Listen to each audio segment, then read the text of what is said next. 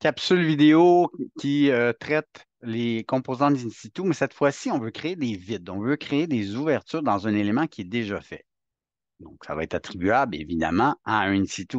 Donc, il faut que ma forme de départ soit in situ pour pouvoir le faire. Je vais rentrer à l'intérieur du in situ.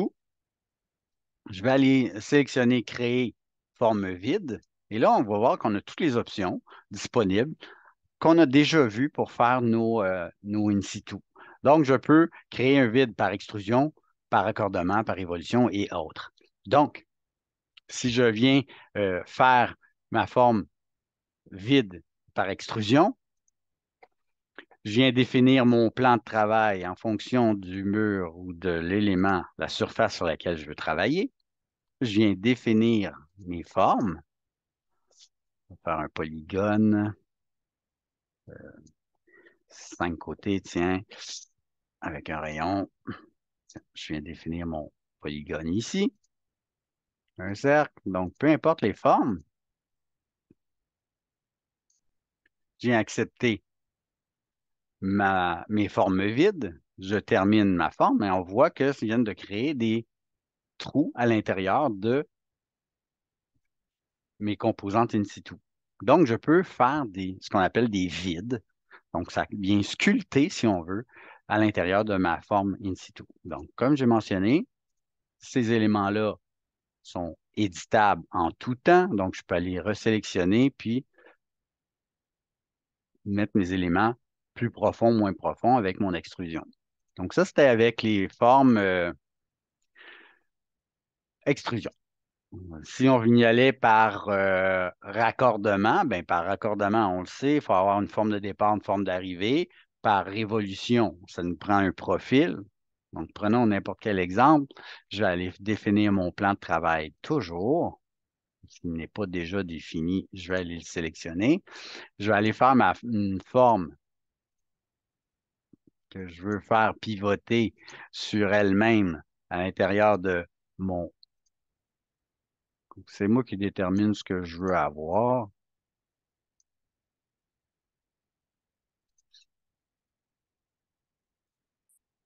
Par exemple, je vais déterminer mon axe ici